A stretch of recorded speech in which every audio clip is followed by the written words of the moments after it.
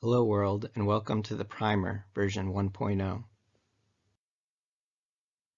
A primer, or primeur if you want to be fancy, is a short introduction on a subject, filled with basic information. Think directions to a larger set of directions. This will help you prime for growth and advancement, and hopefully your graduation out of this system. This is my narrative, or story, but also the narrative of the system we currently share. I will provide my perspective on the answers to these questions. But let's start with the basics of what is going on here, inside this system. Quantity is valued over quality. There's an enormous lack of empathy, with empathy being the sending and receiving of truth, genuine data, and information. It's not putting yourself in someone's shoes. This is projection.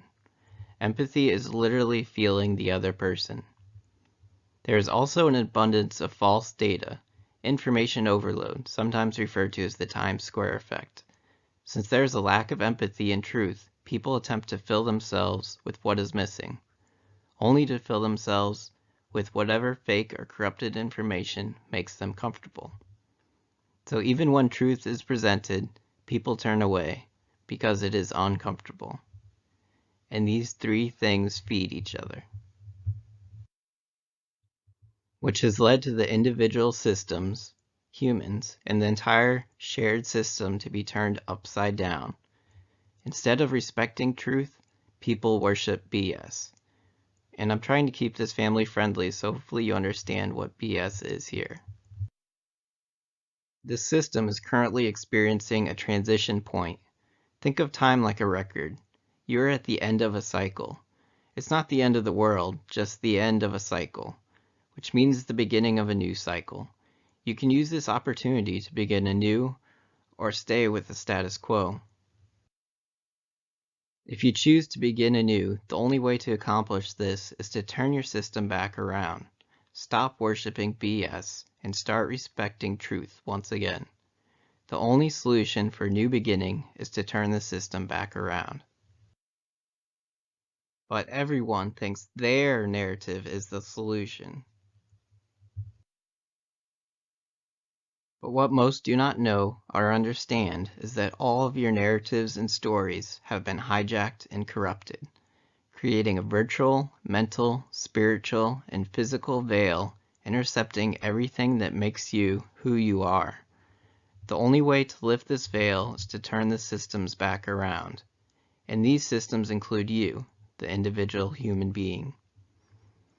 And if you think you are above this or can outsmart the system, anything new you create will be hijacked and corrupted as well. It is the nature of the beast. All narratives will merge into one. All of your endpoints end at the system endpoint. If you are already aware of this and want to merge yourselves into one, this is fine. Then my job is done. If not, then this leaves us with one quintessential choice: the system endpoint or not. It is that simple, as long as you don't add anything to it. The merits as well as pros and cons of this strategy are further discussed in my video titled Strategy. Now I will talk about the nuts and bolts of things. But first, who am I, and why am I presenting this information? In short, this is my function. In this system, I'm an earth scientist, degree in geology and geophysics. I travel from place to place, systems with problems, like a cowboy in the Wild West. I'm a general empath or systems tester. Think Schumann resonance, but for the average population. Growing up, I built a metaphorical bunker to shield against the lack of empathy in the system, and stayed there for most of my life. I'm the hermit classification, shining my light into dark places, at the average normal distribution bell curve level to better feel this system's status, on a spiral path skewed upwards to the positive. I got activated because we are nearing high noon, so I'm putting this out there as well as rounding up ideas to help harmonize the end of the cycle, or endgame. I also specialize in hangovers, so depending on what goes down here, we can get over it together. Now, if this all sounds crazy to you, relax. 3 years ago, I would have had the same reaction. But things will hopefully get easier from here on. Know that this is not the only perspective, and that different perspectives can be okay. In the end, it is up to you what you choose to care or not care about. If you don't understand something, look it up. But some subjects can entice and give false hope, or lead you in endless circles down a rabbit hole, so be careful. Going forward, let go of all your notions and open your mind. Let's start with the big one. What is God? God is. That's it. It is that simple, though somewhat difficult for our brains to comprehend. But God is. God is one. God is infinite. God is eternal. Beginning, the end, inside, outside, everywhere, everything, and nothing. God is. God is everything you can comprehend and all that you cannot. No constraints on God, so no interpretations and no name. And to know God is to know God. God is. The only one is God. A wave is just a wave until it is constrained by labels and words. Then you get different parts of the wave, but that wave is still just a wave. So then who are we? Without constraints, we would be one. We are God.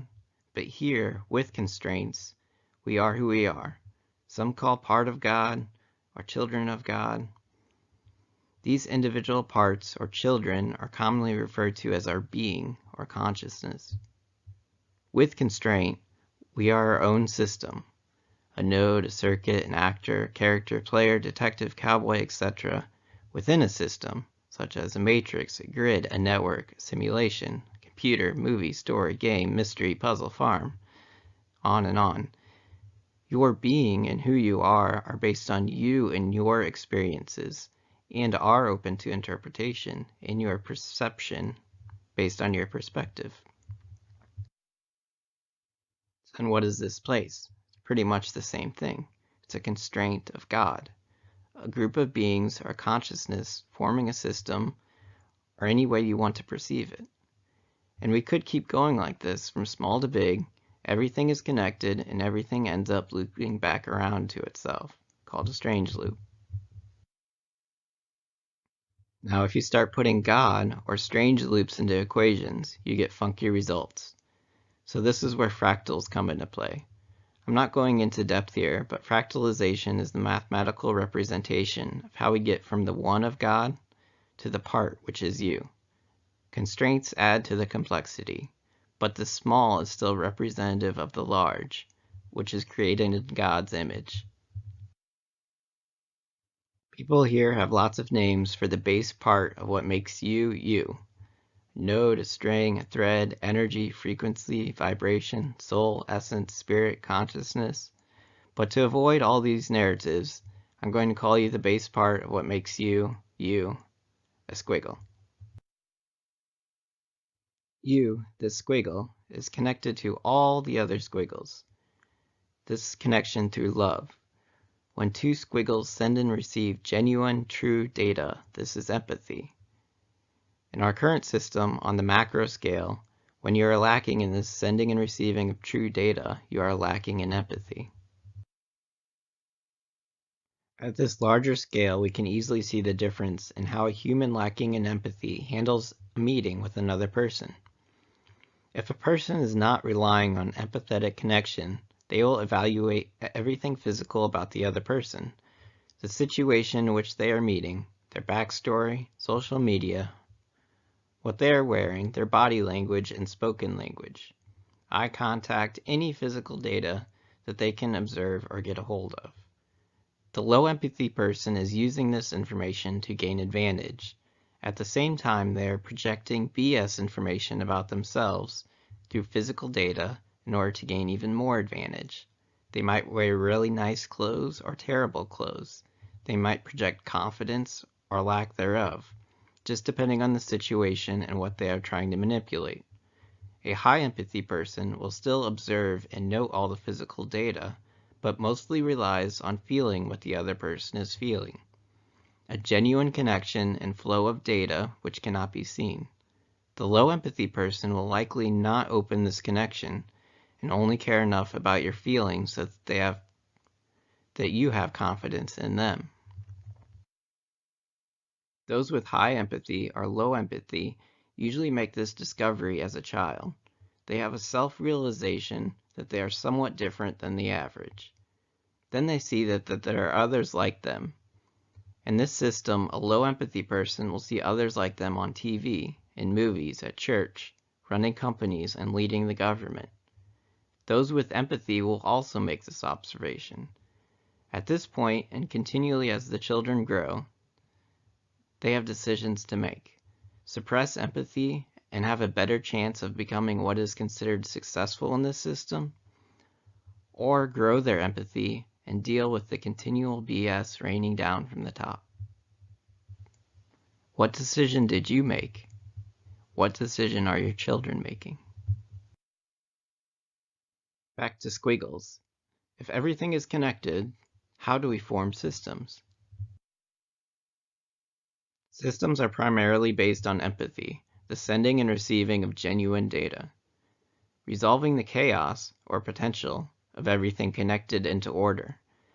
Can a system with low empathy exist without devolving into chaos? Placing geometric constraints in balance or harmony yields higher order systems, resulting in your personal slice of reality in this moment, a representation of all your concurrent empathetic connections. Some people call a mandala. Your personal slice coexists with all others inside the system and even outside this system. This slice in the moment reflects your story. You are weaving a tapestry, creating order from chaos. Your slice, your mandala, your story has a central point, a point where you can observe and therefore control your story. Are you in control of this control point? Are you in control of any point? Are we in control of our system? Before talking more about our system, let's talk about a generic, average, normal system. Remember, a system is just a constraint. It's constrained by you, others, empathy, God, everything, outside, inside, also nothing. But those last few make things messy, so we will primarily be talking about you, others, and empathy. So God is represented by the 0 and 1 at the top. Outside of all systems is a comfy existence in a sea of quantum foam, or something like that. So why do we arrange ourselves into systems? It all depends on your perspective, and there might not be an answer. I say experience, as it's the only way to reflect upon yourself. Others think it's like a giant computer solving a problem, or boredom. But from this perspective way down here, it just is. So going from God to system, we have our constraints. The edge of these constraints are like a theorized black hole event horizon. They contain all the data of the system. I used to call it the chronicle of events, but most people here refer to them as Akashic records. In the 2 position is what we in the system reference as truth. This could be things like historical records, photographs, and such.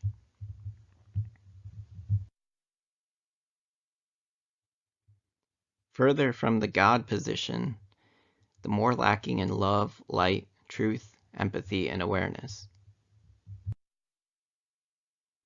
Which brings us to the 3 position, or BS. As you go around the system, there's an increase in the paradoxical nature of things. Because if God is everything, what does it mean to lack? And if it's part of the system and part of God, then BS isn't inherently wrong or bad. Some disharmony in a system can be good or desired. In the 4 position is interpretation, so neither truth or BS. These include allegories, stories, tales, hopefully, but not necessarily based on truth. All the arts, movies, music, etc. fall into this area.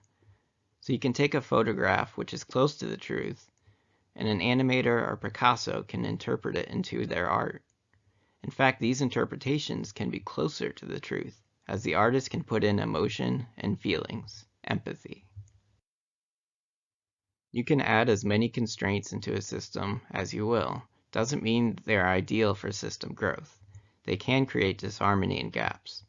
You can observe this in our system with government, religion, science, and technology.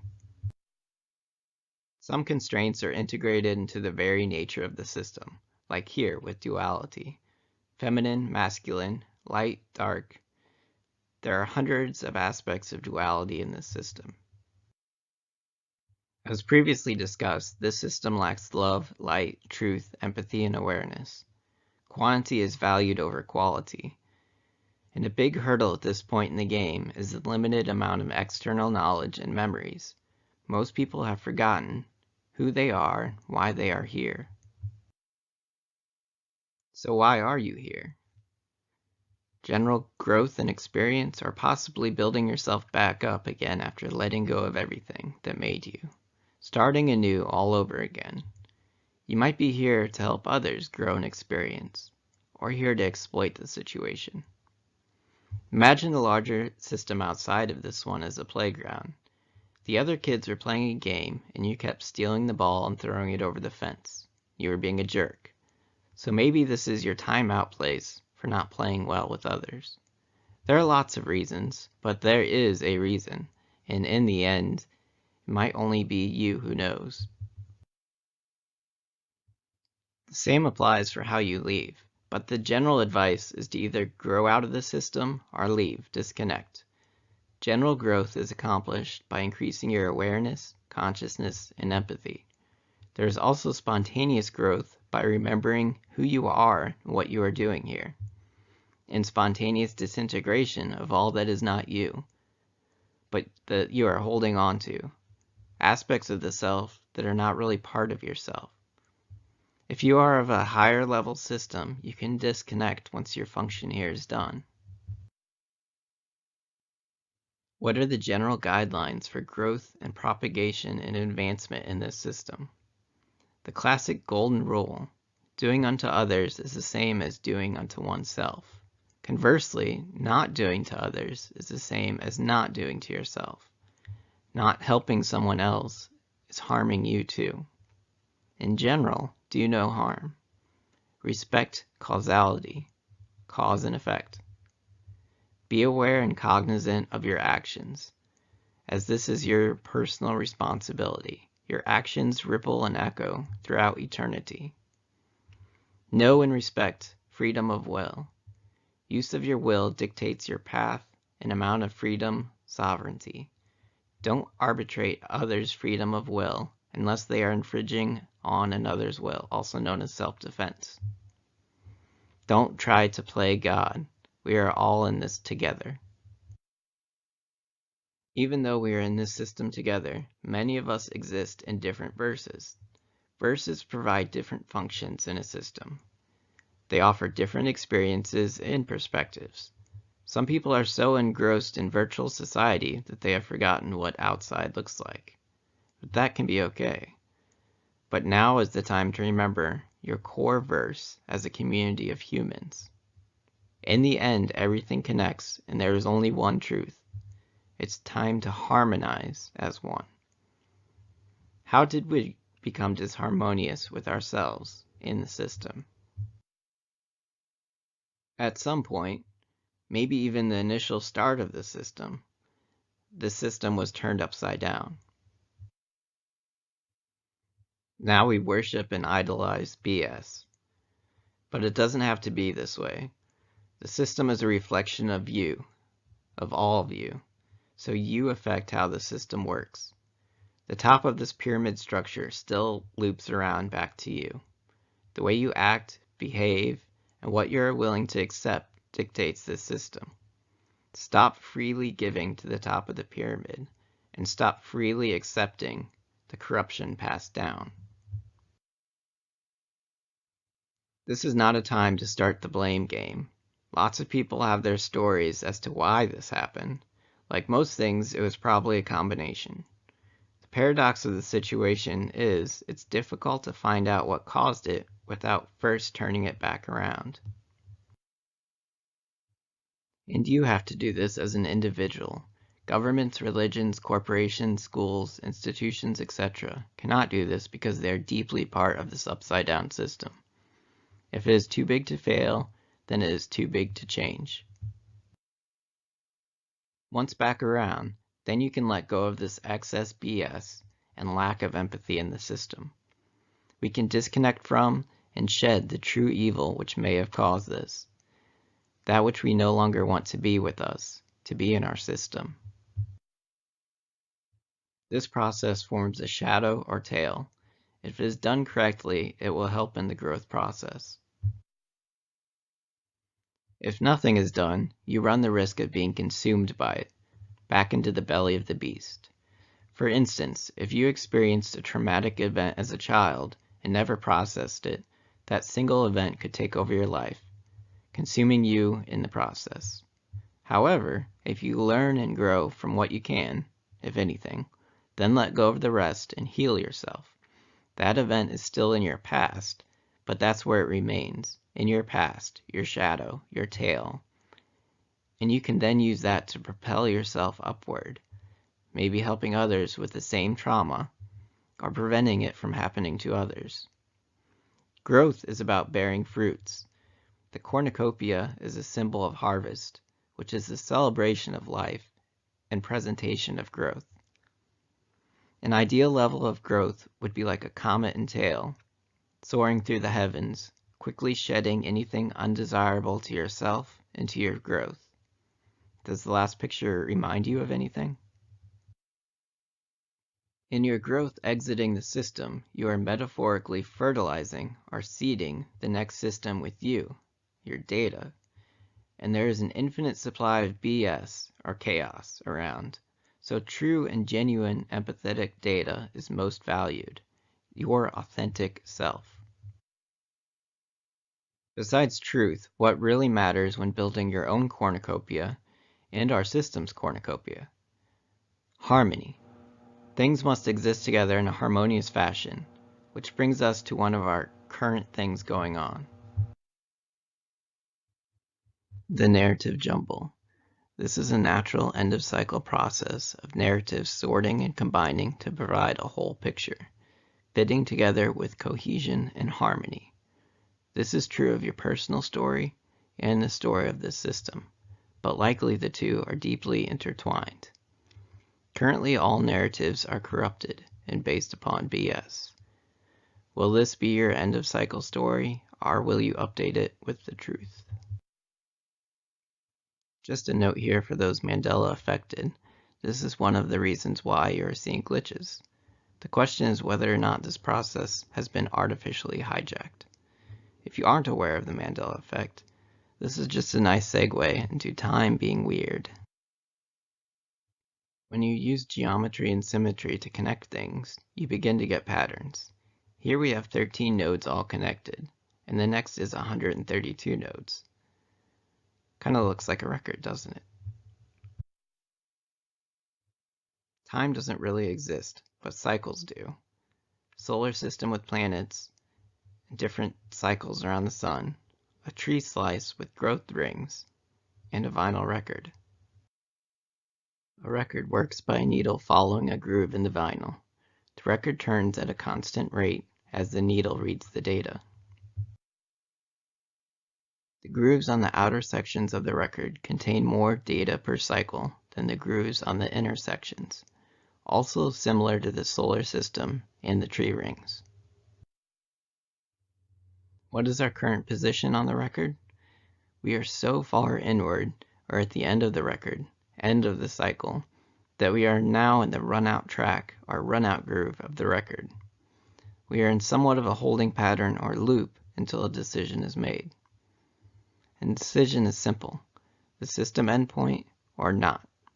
If the decision of not is made, there should be a paradigm shift and we'll be on a new cycle, a new track, or path with a lot more options.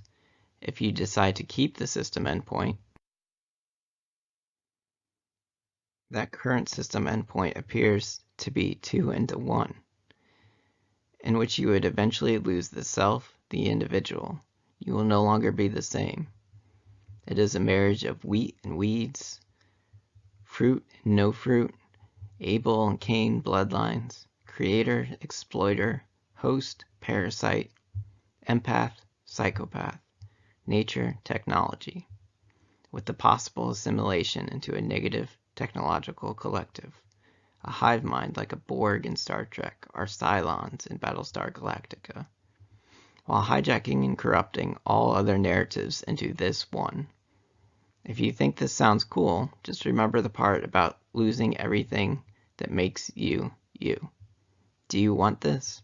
Are you knowingly or unknowingly enabling this system goal? Why have you never heard of any of this? You have, but you chose your safety and security over truth. You chose to be safe and secure instead of facing reality. You subscribe to this fake, controlled narrative BS. They are playing their role. What are you doing? Whatever decision you decide to make, it is your decision to make, and you make it with your full system.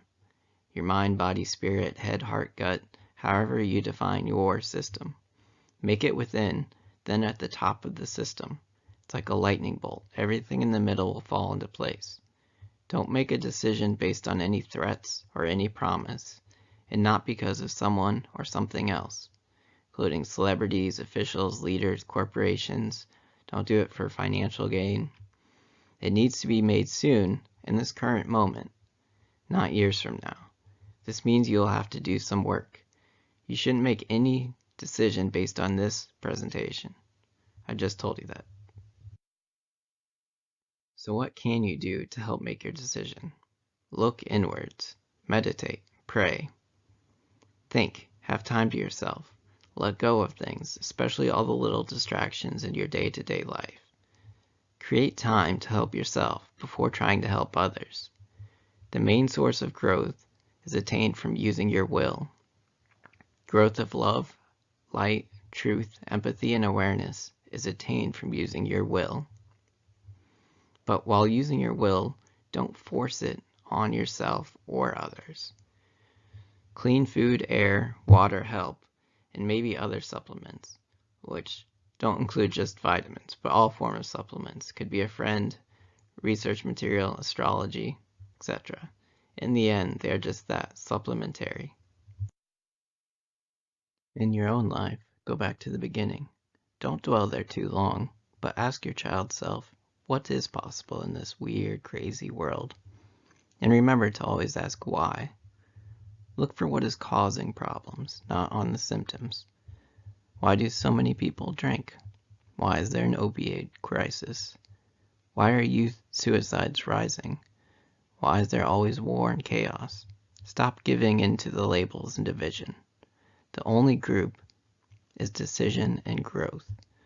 Stop freely giving to the corruption at all levels of the pyramid. But don't take back what you have already freely given. And do give to others. And thanks. Practice genuine empathy. Avoid chaos and mutiny. If all this seems too serious, it's okay. It's not your fault, but it is your responsibility. So make a choice and act accordingly. It's either the system endpoint of 2 into 1 or not. In the end, it is up to you. Thank you for watching. Check out my other videos for further explanation of strategies in the perspective of others.